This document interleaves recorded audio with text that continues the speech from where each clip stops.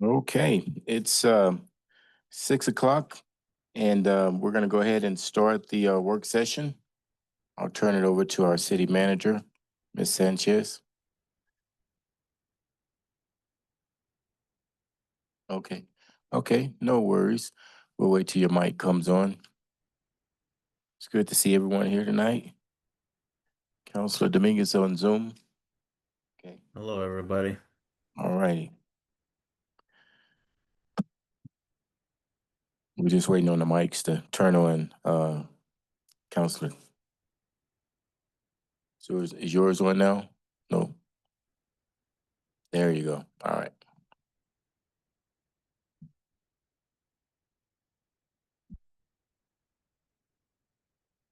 Can you hear? Okay, now we're live. Sorry for the delay. We have what I would describe as kind of two distinct work sessions for you tonight. And so what I would recommend is we'll speak on the first topic, have council ask some questions, and then it's up to you if you want to open it up to public questions after that first one, or if you want to open it up to questions at the very end for both of them. I do know our guests probably will not be here after the first one. So factor that into how you might want to handle the questions. So our first topic is several months ago, ASU notified us that they were in talks with the Gingerbread childcare because when they look at building their new facilities building, it's going to be approximately where the existing Gingerbread childcare center is right now. I think a lot of people in the public assume that somehow there's some kind of ownership over Gingerbread because it's on the ASU property, but there's actually not. It's its own separate organization, has its own board of directors, and they were simply on ASU property and able to provide early childhood care. As we know from working with the other child care facility that's being constructed, our community in the Valley, as well as probably the whole nation, is having a crisis as it relates to early childhood care. There's not enough, and there's definitely not enough that's affordable and certified. And so ASU very gratefully realized this and wanted to make sure that we were working together and brought the city to the table. And so Kathy and Rachel have been engaged with a group that's been working with the Gingerbread board on where can they go. And we're a small town and there's not necessarily tons of options. So they were looking at some different locations. And one of the items they started kind of focusing in on is maybe the ability to move some of their modular units, as well as they would need to buy one or two type of thing and essentially put it on undeveloped property. They don't necessarily have very much money saved up. And so I think everyone working with the group is trying to make this as cost effective as possible. And so from a city partnership perspective, one of the things we talked about from a staff perspective is we do have this property that is southeast of town. It's just across the street from the cemetery. You can see the entire property that is owned by the city. You can see we have leased a section of that for the solar. And then there's 2 squares of potential locations that we could maybe lease to the Gingerbread. And our recommendation would be doing a lease just in case something happens and they decide to no longer operate. As a worst case scenario, the property would still be ours. So it would be something like a dollar lease or something like that. They're looking at maybe different parts of this property because of what the cost could be from a development perspective. So clearly we want to pick a location where it's closer to utilities.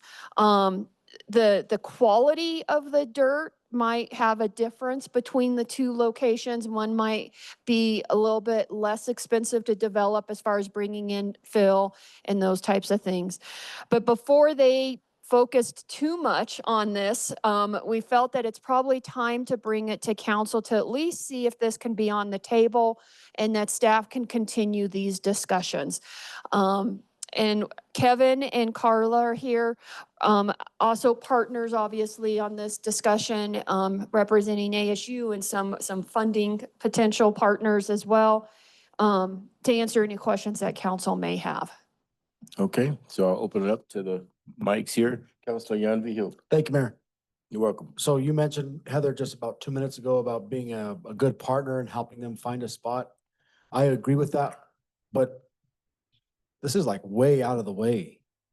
Is there any other places that are city-owned that we could get closer to a major thoroughfare or closer to other schools? Because many of these parents might have kids in another school building. Is there anything No, else? we don't have city-owned property that would be available anywhere closer. I mean, we've got near St. Benedict, but I don't No. think that's what they We want. have nothing closer to town. I mean, we got parks, but they're developed parks. Okay, thank you. Councilor Carson? Have they already done, so is there like a plus or minus on either one of these lots as far as utilities? Cause like I'm thinking about proximity and if I'm correct, they're probably both about the same distance, I guess. Is one better than the other? And I'm just thinking from And a I'll let cost. Harry or Deacon answer the utility question. The bigger driver might be the quality of the dirt Oh, that's steel. out there. They're Yeah. expensive, yeah. And so there's one that kind of has junky, yucky stuff and the other one has cleaner and it's higher. Harry, did you want to address any Yeah, of that? No, I think the utilities, it's pretty much a wash. Maybe the southern lot might be a little bit harder. But again, it's really the quality of the dirt. That southern corner piece, has a lot of subwater, a lot of alkali, sets a little bit lower. So That's closer to the cemetery. it's closer to the cemetery, but it's more accessible because you're right there off of Cemetery Road there. So that's a big plus when you talk about accessibility, as far as parents trying to access the site. So, I think when we were out there visiting with the Gingerbread group, we talked about the distance and they said, hey, parents will drive if they need to get childcare. So they weren't too concerned about the location. And I will say there was another location they were looking at, which was the Villa Mall, where Hobbytown used to be. We feel like the purchase and the remodel versus the purchase and construction, that it could almost net out the same from a cost perspective, but they did not like necessarily the location of the Villa Mall. I think they also felt maybe the cost would be higher there, but we weren't necessarily 100% in agreement on that. Well, I'd just like to make the comment to the fact that I'm good. I'm good with you guys doing what you have to. And, I guess there's other factors that'll play in, but I'd be more than happy to help support this. I won't speak for everyone, but so I'm good. Thank you, Councilor Carson. Councilor Krebs? Thank you, Mayor. I am also in support of this. I think a long-term or short-term lease of a very minimal amount is a great partnership for everyone concerned, because I feel even if it's not an ideal location, it's a good temporary one until they can find an ideal location, however long that takes. And so I think, and having it right on that corner of 20th and Old Airport Road is kind of like a good little loopy thing that parents can use as a drop-off. But no, I'm fully in support of partnering with any business to keep it viable, especially for childcare. So thank you. Thank you, Councilor Krebs. Councilor Jan Hill, then Councilor Hensley, then Councilor Jackie Hill. I hope I didn't communicate that I'm not in favor of this. I am in support of this, just looking for a closer place. And have we talked to the neighbors in this area about what could be coming in there? No, I honestly, I think without having this conversation with you, it'd be premature to talk to the neighbors. And so no, we haven't talked to them. But it's a childcare facility, so I mean, maybe there might be some traffic, but as far as neighbors go, I don't think it's too high of an impact. Okay. I just, hold on. I receive many phone calls from a concerned citizen across the street there about the trucks and the dust and that. And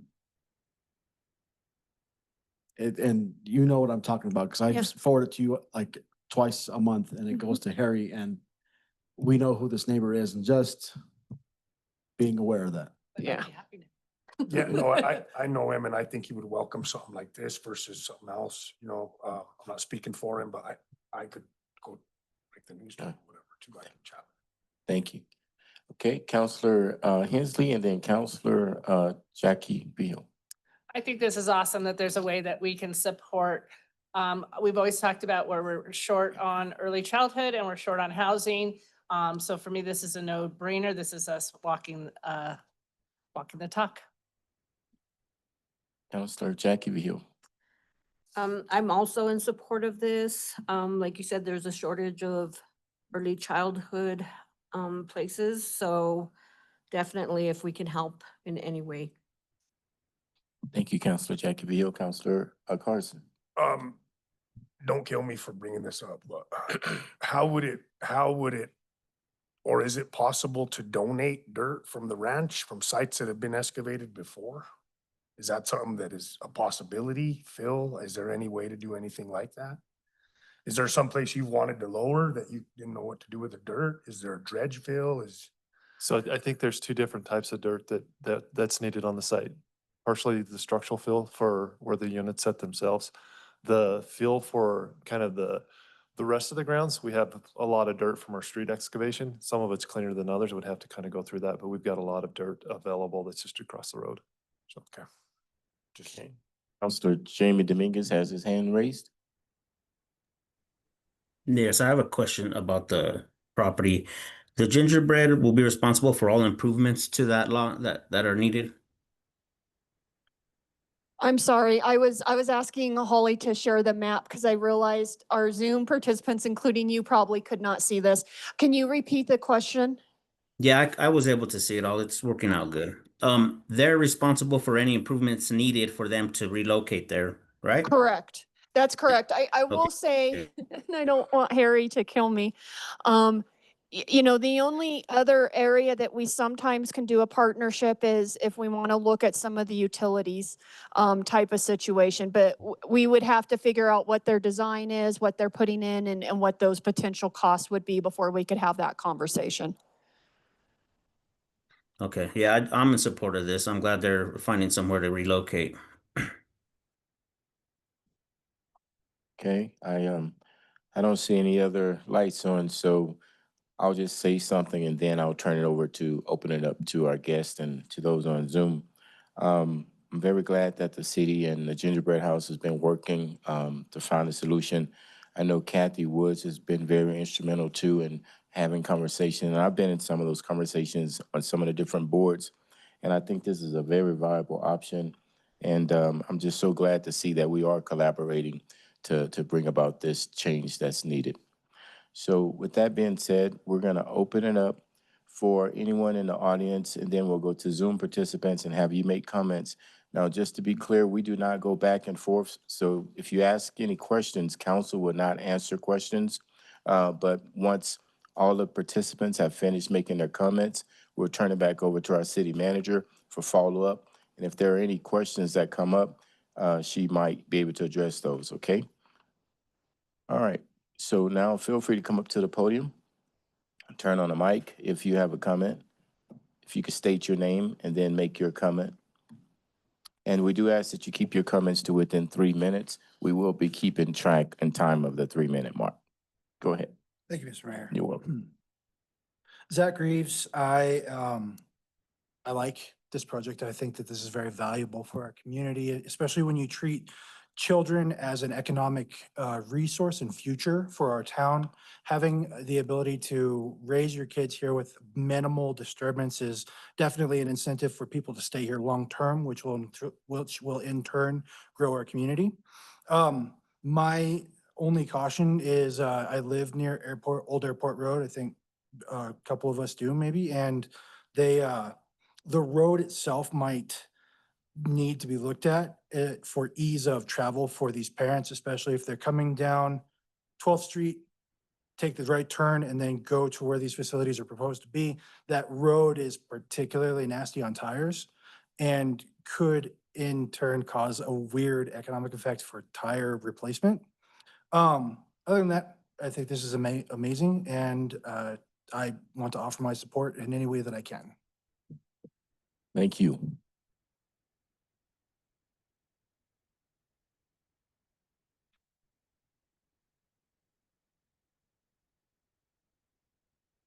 Okay.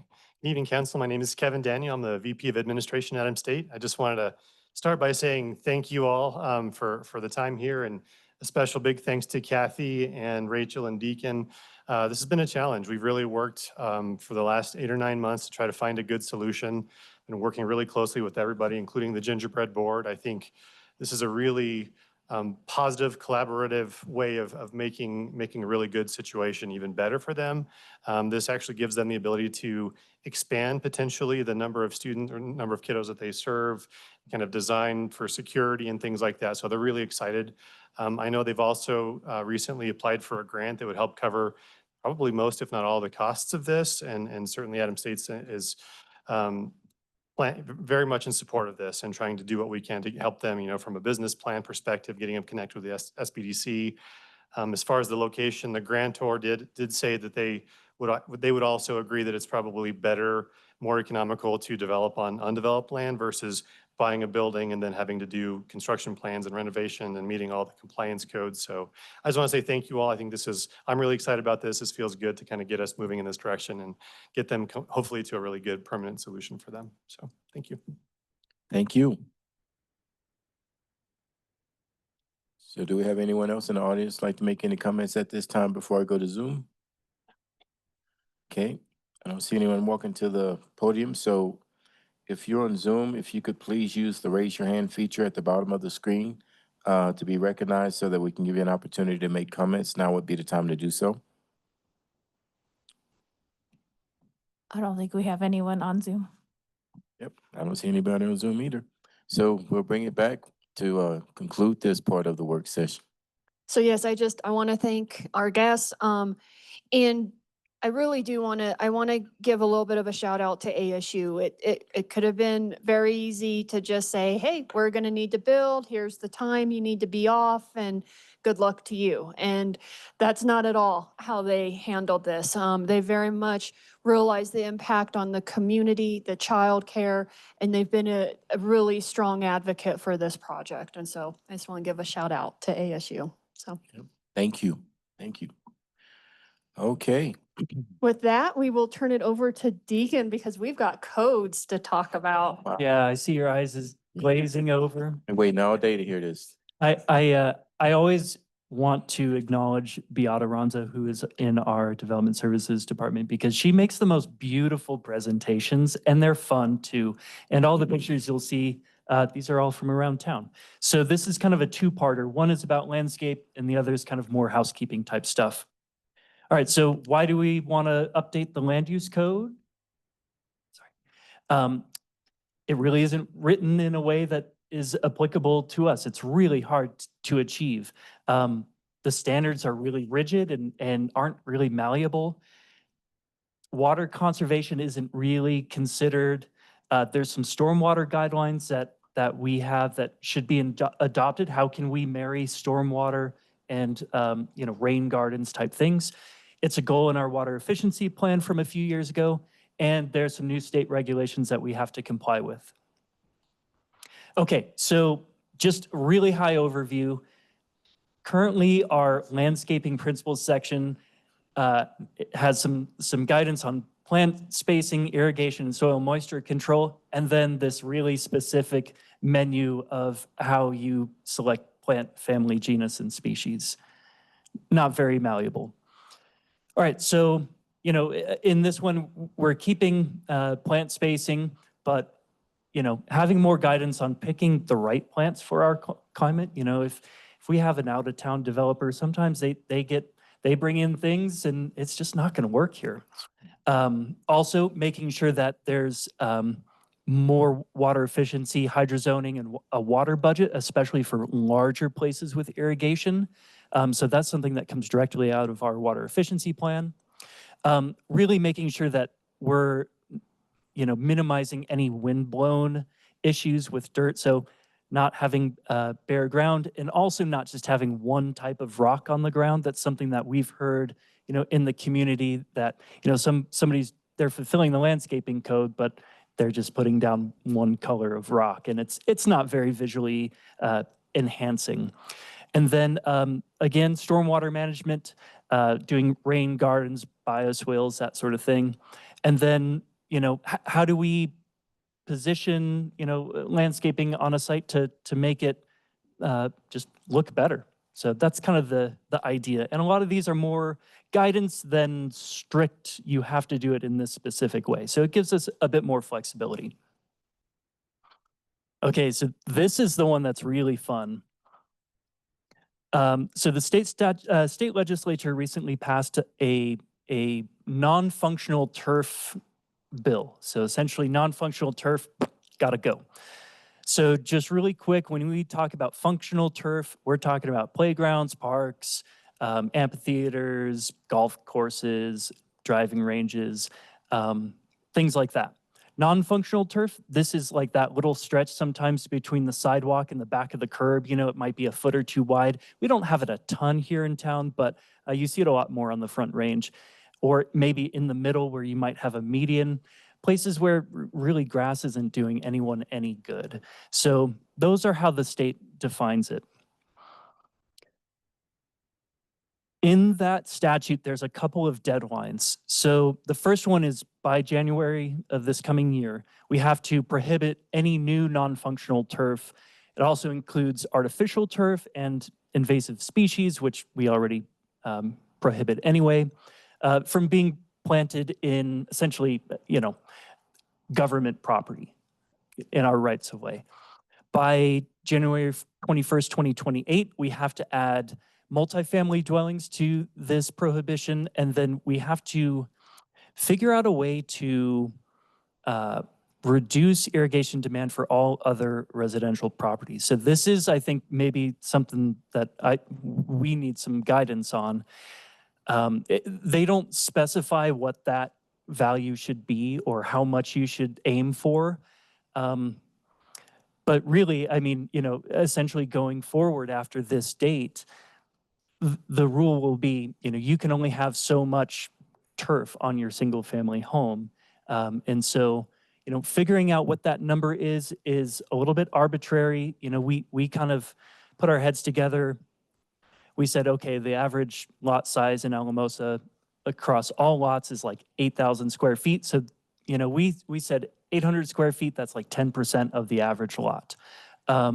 Or no more than 30% for the smaller ones. So trying to give some flexibility, but like I say, these are very arbitrary numbers. And when you think about 800 square feet, it's actually not that big of a space. That's not an entire front yard. That's not an entire backyard. So, again, this is just one number that I threw out, but it's certainly something that we are looking for some feedback on.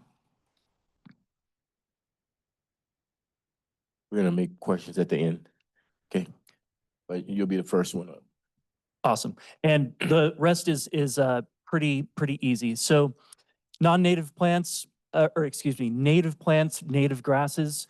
And this is, I think, the really big one. Sod that is hybridized for arid conditions or low water grass. So this is like the giant loophole that they bake in, because you really can't hardly buy any turf or sod or seed that isn't, adapted for low water. So how effective is this statute going to be? I don't know. Also, obviously, making sure that playgrounds, sports fields, and all that are considered functional. And then one of the other interesting things that came out of this legislation is essentially banning artificial turf, except for specific instances. So artificial turf is also included in this prohibition. And my only guess is like microplastics, but I've never been able to find any sort of answer on that. Okay, this one is just a slight tweaking. Our code says your landscaping has to be adequately maintained. Well, what does that mean? So just putting some specifics in there. replacing of weed barriers. That's something that we get a lot of comments on where, somebody did some nice landscaping, like a commercial institution maybe 20 years ago, and now there's weeds growing through it and, it needs to be revitalized, pruning, things of that nature. Okay, that was the first half, and this is a good break. And if I could jump in, and I apologize. So there's one part of the presentation that maybe there's a slight pin in it, and that's the one, it feels like a bigger issue to me, which is the requirement for the 2028 percentage of properties. We can definitely discuss it tonight, but what I'm a little worried about is that could be a meatier discussion. And I almost wonder if we'd want to find out kind of what other communities are doing, have an example of a lot and what X% looks like, or maybe some things like that. And it seems like we have time for that. Is that correct, Absolutely. Deacon? Okay, so it could be I'm not fully understanding. Maybe it is easier than. Yeah, if- I think we should punt it. Okay, yeah, let's- Okay, so I'm kind of feeling maybe that part gets pumped, whereas some of the other ones have much quicker deadlines and might be more straightforward and simplistic. And so I know we had some council members with questions. Counselor Carson? So I guess just kind of circling back around to the turf, so I know that we're our municipality by charter, we adopt state regs through charter, and so I understand that. Now, we don't push back on that hardly ever, you know what I mean? What is the penalty for pushback in some of these areas? Like, let's just say, like, to me, the artificial turf one is, there's some stuff going on, with building codes, things like that. Again, I'll go back to like zip systems and these people that have cornered the market in Colorado. And so are we bound to some of these regulations? Like, let's say, I know where you're going with the 30% of properties because we eventually have to choke down. And so, I mean, what's the timeline on that? Are we going to get sued? You know what I mean? By some of these fancy homeowners? But how bound are we, I guess is my question, in all of this with the turf side? So I think the state takes more of a carrot than a stick approach. So we get a lot of grants through the Colorado Water Conservation Board, and this is going to be something that they're going to make sure, if they're going to fund a water efficiency plan or our comp plan that's coming up, they're going to look to see, hey, have we adopted and are we complying? I think generally, maybe the Attorney General would come after us, but I feel like they've got much bigger fish to fry, but it's really more of a carrot. Okay, so then I would propose to council. And an Eric question for the city attorney. Gotcha. I'll propose to council that we consider that, and I will also propose this question to the roundtable this month because, they're dealing, like, we have CWCB members on the roundtable. And so I'd be curious as to what CWCB why they would frown on this, or, I could ask that directly, because to me, it's kind of weird that the artificial turf, because if some of these houses are gonna say, well, I've had grass here for 30 years. I would like to replace it with artificial turf, and I can't do that either. Yeah, so as far as places that are existing, there are times when, and this is something we can deal with at a future date. What is that threshold when that turf has to be reduced? Essentially all the time, unless you're doing something that really is changing the property, you're grandfathered in. So that is definitely something we can consider, but it's not like January 2nd, 2028, we're going to say, you got to start ripping out your grass. So it's really more towards new development. Okay. Yeah, and I've heard that some communities are going as far as saying, you'll have to pull back some grass or do some or even helping with, they're doing stuff like our sidewalk replacement, our facade grants. They're helping people landscape their yards. And so, that's all good and fine, but to me still, I think the artificial turf's just kind of insane. So, thank you. Okay, thank you, Counselor Carson, Counselor Krebs, and then Counselor Hensley. Thank you, Mayor. Welcome. Holly, could you move the slides back to the timeline just for?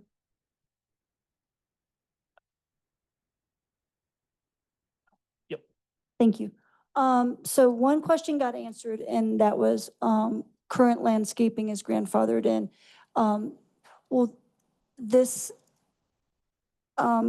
type of update cover both commercial and residential? Okay, and, So if we're kind of cutting out the January 1st, 2028 stuff, the residential wouldn't be included. And it also wouldn't include multifamily until 2028.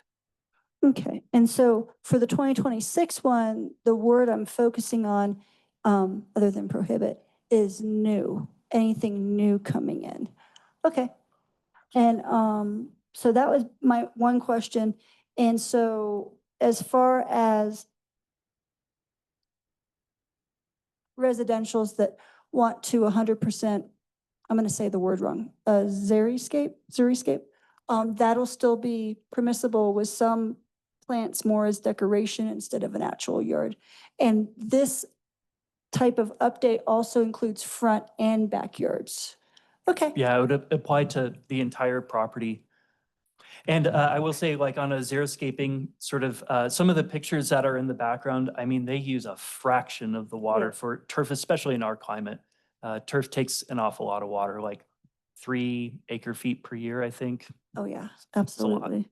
All right, and those were all the questions I had. My only suggestion when we go to hit that area where we start talking about how much per yard, because the yards so vary in size, maybe consider doing a percentage number versus for the total square footage of the yard would make it more equitable for large lots versus smaller lots. That's all I have. Thank you. Thank you, Councilor Cripps. Councilor Hensley, then Councilor Carson. So I looked it up because this was a discussion at CML on the phony turf. What do you call it? Artificial. Phony turf.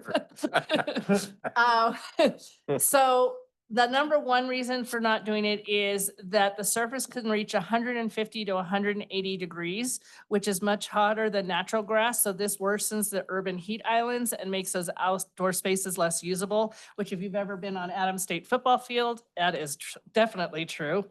And then the number two reason is the microplastics and waste, which you mentioned. The artificial turf is made of plastics that break down into the microplastics, which can run off into the stormwater, which is a big issue.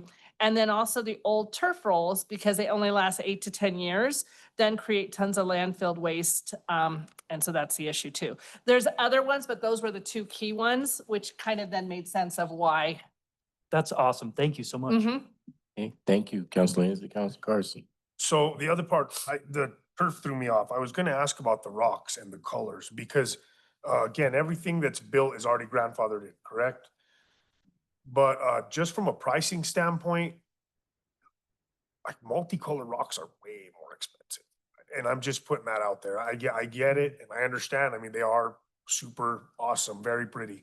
But you know, when you are thinking about equity in small developments or these developments in general, when like I'm thinking of self-help home, you know what I mean? When you have to put in so much, you know, or even sweat equity, all that stuff is way more complicated and expensive. So just things to consider. I appreciate And that. thinking about the pushback or what'll happen. So just thinking about those dings, like on stuff like that, colors and so that was one of I them. should clarify that these sorts of regulations, as far as like the landscape principles, only apply to multifamily and then other non-residential. So like single family, duplexes, townhomes, those are all exempt from this anyway. But and also one of the things we tried to build in as far as the ground cover, to have like a variety of textures and colors and materials. So like, some mulch, some rock, or maybe some bigger rocks and some smaller rocks, just something to kind of diversify it. So, Gotcha. and, again, our hope is to be flexible. So it's not so rigid, like you have to have 10%, 10 different species, because it's not realistic in a lot of ways. And that's kind of our approach with this. Thank you. Okay, thank you, Councilor Carson. Councilor Cripps. Thank you. That conversation prompted a thought. So moving forward, especially with new constructions and things of that nature around residentials, will this butt up against any HOAs that have more? Would it be beneficial to reach out to HOAs and let them know of the updated landscaping? So the way, at least our development code, we're blind to HOAs. We don't enforce them, we don't look at them. But at the end of the day, our regulations would trump whatever theirs are. Oh, okay. And it's just one of those that, I guess when this gets up and going, the public, information that goes out to the public would have to maybe include something like that language. So if, usually HOAs are more stringent, and so it wouldn't be an issue, but in the case that it's not, you don't want to accidentally bump into new construction around that. That's all. Excellent, thank you. Okay, so I don't see any more lights on. So what I'll do now is. Oh, we got Oh, more. we got more. Yeah, Oh. sorry. And there's more. All right. There's a parte deux. Okay. So this is just a little bit of a housekeeping sort of thing. We always keep a list of things that really need some TLC. In this sort of batch, a lot of them are related to state statutes that, just we need a little bit of tweaking or to add something to become in compliance. Some of them are really just to help us clarify some things or add some definitions. And then some other of them are, like this one. So I'm going to start at the bottom of this. So codifying our affordable housing application review. So this is a really easy thing for us. I mean, we already do this, but having this adopted in our ordinances, I mean, it just means we're eligible for $50,000 essentially right out the gate. And so again, it's already our practice. It's not anything that would be a burden. We're just adopting it into our ordinances, so it's there forever. The other ones that we are needing to add, so this actually came up a bit when we were talking about the school district last year, is, and it more applies to the construction of new structures. So it wouldn't have really helped in that specific situation, but in the state statutes, there's essentially this intended off-ramp that a public entity can go to the planning commission to get kind of their own special rules and special exemptions. So this would just add that off-ramp. And then the other one, this is one that it was off of my radar until about 2023, but in 2020, the state legislature passed a law about prohibiting electronic smoking devices, vapes, in any way that is visible from the outside. So that was news to us. A citizen let us know, and so it's just something we can help point folks better if we're saying like, hey, you can't have this. Not only is it in state statutes, because we're not trying to enforce state statutes, but it's also in our code, so it just makes it a little easier. Okay, this is some general housekeeping. So the first one is we have a section about renewable energy in our land use code, and it's kind of a blink and you miss it, and there's not a lot. And in fact, there's a whole subsection that says small scale wind, and there's nothing below it. And I looked back at even the drafts that were going back and forth, and there was nothing ever there. So this would just set some standards. So there would be some options for, whether it's mounted on a roof or if it's mounted on the ground. If you all haven't looked at some of these, there's a million different types and, a million different ways they can be configured. And so really, I think the place that I plagiarized from was probably Windsor the most. It was just really simple, easy to understand, and not super burdensome. And then small solar arrays, for something that's like under 25 feet tall, we actually have no standards.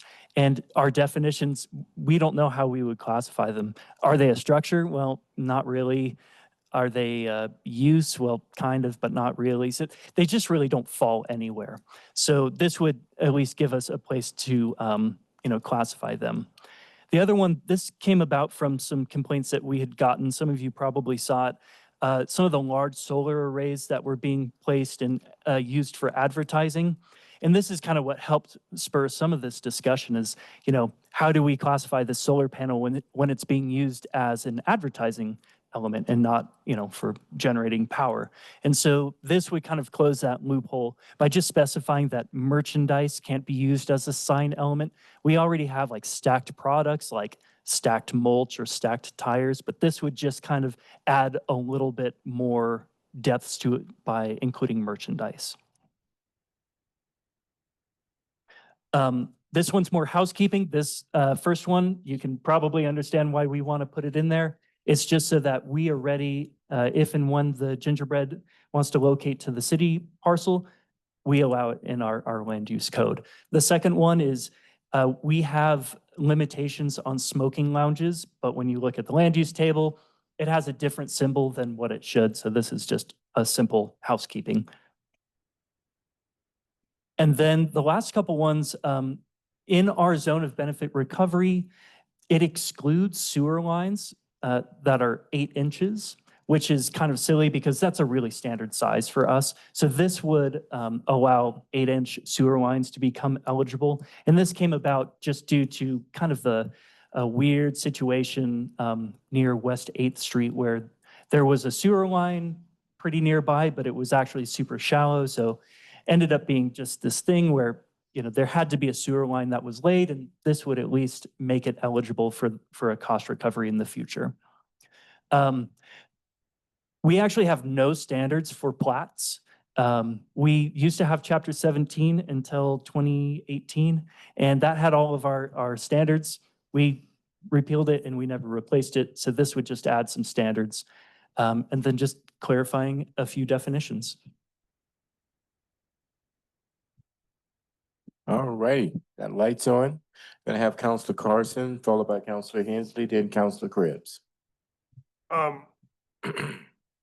Where or why the no merchandise as a sign? Like, where did that come from? So I think the best example is that solar panel. It was just this weird situation where we had, we were getting a lot of feedback that, complaints that it didn't look good. And we just had no real way to say like, this kind of is outside of the rules, but it was all kind of flimsy. And we just felt like we needed something, if we were gonna actually enforce our code and, respond to these complaints, we should have something that's clear to say, this is why you can't do it. At the end of the day, there were other things that essentially prevented it, but this is kind of the number one sort of incident.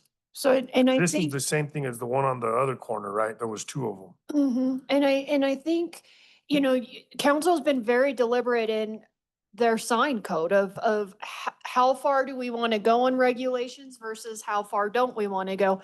And this was just was a loophole because it's clearly advertising, and we have things we want to control from an advertising perspective in our commercial districts, but it just was kind of falling into a loophole. So even though it's being used as a sign, so one could argue, is it really a sign? And so, as Deacon said, when people like pile up tires or things like that, the code covers that. It's the same use of merchandise to try to sell type of situation. It's the same concept. Yeah, and Like, you're talking about wasn't there a store that had that right across the street from there? Are you talking about the repair shop? Did they have tires piled up or something like that? they might, and that one is already in our code, so this wouldn't add that. I will say, sign code enforcement could be a full-time job for 5 people. It's a whack-a-mole sort of thing. Another sort of maybe parallel example, just going back to the solar array, is, if this were on a trailer, we would have some codes to address it. If it were like a semi, the back half of a semi, a trailer, we would have ways to address that. If it was on somebody's car, we would have a way to address it. But this was just this weird, how do we, it's not a structure, so we can't call it that. So it's just a weird situation. I was just curious as to, how this came about. Did you get a lot of complaints? Yeah, we Was it the did. same person? No, it was actually quite a few people from different people. And, you know, the person was really gracious about it. The other one on the corner of 6th and West was much more, that one was, it was in CDOT right of way technically. So were they the same company? Yeah, Oh, okay. yeah. And so, but this one was a little bit more tricky. Thank you. Okay, thank you, Counselor Carson, Counselor Hensley, and then Counselor Krebs.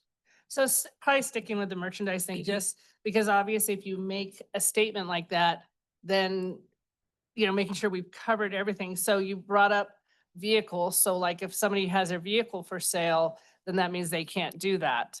So there's exceptions for like small signs that are under a square foot, which usually covers kind of like a for sale sort of thing in a vehicle window. There's a lot of nuance in the sign code for Okay. a gajillion situations. Okay. So I think like it would be different if like the hood of the car was propped up and had a big Okay. foldy thing. That has its own sort of regulation versus just a little for sale, even a slightly larger one that says for sale in the window falls under a completely different category. And so things such as when, so it has to do with the sign versus the merchandise. Exactly. So essentially what this does is it says, if you're using your merchandise as part of your advertisement display, it's part of your sign. Versus before, there's really, you know, if it's on your building, that's different. If it's on, you know, a vehicle, there's certain exceptions, there's certain rules around it. This had no place where it fell. Okay. Okay, I think that covers my question then. Thank you. Thank you, Counselor Hensley, Counselor Krebs. Thank you, Mayor. Welcome. Let's keep the merchandise conversation going, shall we? So, and what my concern is that however you choose to write it, the way it's written might prompt phone calls that are unintended for its purpose. And what I'm thinking is the sheds that say, contact me if, and they're larger signs. So that's a sign with merchandise with a sign on it. I'm thinking of with that, and that's for sale. Would it extend to the for rent, the leasing of tractor equipment? So actually, the shed one is another one that came up in this discussion, Okay. actually, is when we talked about. So those are also kind of in a weird place because are they structures? Yes. I think where they would fall under this, though, is that they are actually merchandise. Yep. Because it's being used to advertise that particular product. If it was mounted to the fence, it's different. It's completely different. So there's so much nuance in the sign code. Well, and it's one thing if it's the business's property Mhm. and then they're adding a sign, but when they're just going to a vacant corner lot Oh, and understood. putting their merchandise that's not connected to any other use type of thing and using it as a sign, like there is no other use to this. It is purely as a sales type of situation. Got it. So it's in addition to like the signage and all the nuances, it's also the location of it that has some weight to the ordinance as well. I think that's fair. Yeah, Okay. to an extent. Yeah, I think that's fair. Thank you so much. Thank you, Counselor Krebs, Counselor Carson, then Counselor Hensley.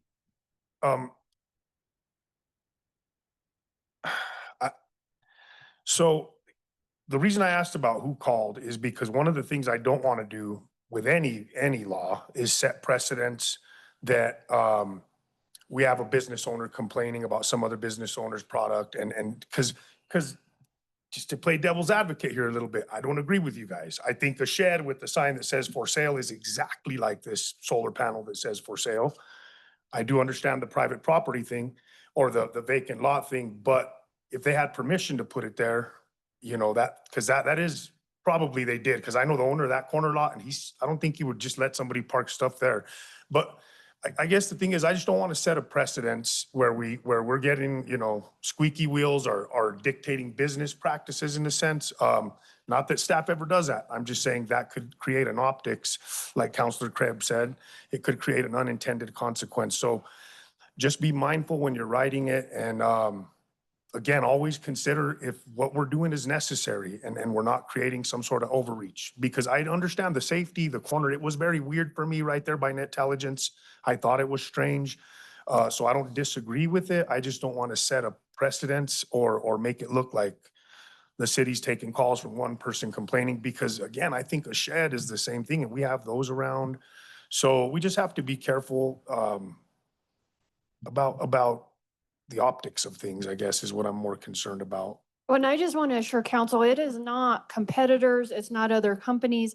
And I'm just gonna, when this came to my attention, I was shocked that our code did not cover this because we have spent so much time trying to make sure in when it comes to signs and the size and how things look, we have spent a lot of time, and this is a big gaping hole in our code. Like this is ugly, and it's not because it's solar panel, but it's a loophole to do a giant advertisement that everything else is covered type of thing. Well, I thought it was a big safety issue. You get wind, that was a big square and the wind will On flip. how something it's like that. anchored Yeah, and things like that's what I that. thought it was. And, Thank you, guys. You know, one thing that we could do is, we could narrow it up even more and say it can apply to merchandising not associated with the principal use of the property. Yeah, We can narrow that down to get really specific. just make sure. I'll it's think about clean those, Because, yeah. those options. All right, thank you. All right, we're gonna go to Counselor Hensley. Okay, so I'm not against it, but I do have to say the same thing is, so when you have the guy on the corner selling oranges and he has big signs selling his oranges, and then you have the person who sells the big carpets or the Bronco blankets or whatever those are.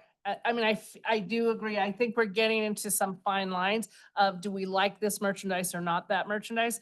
So I guess I would just say, we got to be really careful how this is written, Yeah. because I do think there's an overlap. I'm not saying this isn't the right thing to do, but then we're gonna have to back it up. Even across from Town and Country, when they do that whole used car lot thing, and they put all those used cars out there and put a sign on that to promote all those used cars. I think it's just getting into, where's that fine line? Yeah. And so just being really careful when we do the final draft on this. And I'll be the first to say, the sign code is, it could be a full-time job at trying to enforce it. And even like those temporary retail situations, those fall into a completely different category. So it's really weird. Well, it does matter in that they are regulated. And so if they're there and they've got the right permissions and they are regulated in how they can do their signage. This one is not being regulated when it should. That's what we're saying. Okay, So just for an example. okay, we'll make it short. Just want to let everybody know we're getting closer to the 7 o'clock mark. Go ahead, Yeah, Councilor but- Carson. For an example, I got a call about, once we had done the vending, the shutdown on the vending where the market's at, okay? We had created an enforcement policy, and then the next week, there was a food truck there parked with his sign on the electrical box, and that sign stayed there for, it might still be there. You know what I mean? And so the optics of it were horrible, because we had just cut everybody off, and then all of a sudden there was this other dude there with his sign on the electrical box. And so I got a few calls about it. So we just gotta be, we gotta be mindful of how it's written and making sure that we're not picking and choosing, or it doesn't look like we're. Well, in that case, it sounds like we needed to follow up to make sure they've removed all their stuff type of Thank you. thing. There's a word that came out of our work session about housing rehab, and it's triage. And I mean, I think our code enforcement in July, they had like 480 weed calls alone. And so a lot of it is kind of a triage, like what are we hearing the most about? What change can we affect most effectively? Because yeah, we could chase our tails all day. We really could. Okay, we're up against the clock, so we want to go ahead and open up any audience who would like to make any comments during this particular time. Please come up to the podium. We will we do have a 3-minute mark to where we ask that you keep your comments to within 3 minutes. Okay, I don't see anyone coming up to the podium, so I'll go ahead to the Zoom participants. If you're on Zoom, please use the raise your hand feature at the bottom of your screen to raise your hand to be recognized so that we can allow you to make comments at this time. There's no one on Zoom. Okay, I don't see anyone on Zoom, so I'll just turn it back over to Ms. Sanchez if there are any final comments on this part for the work session. No, I don't think so. We're good, Deacon? Awesome. Yeah, Okay. I have some good direction, so. Okay, Thank you. good. Thank you.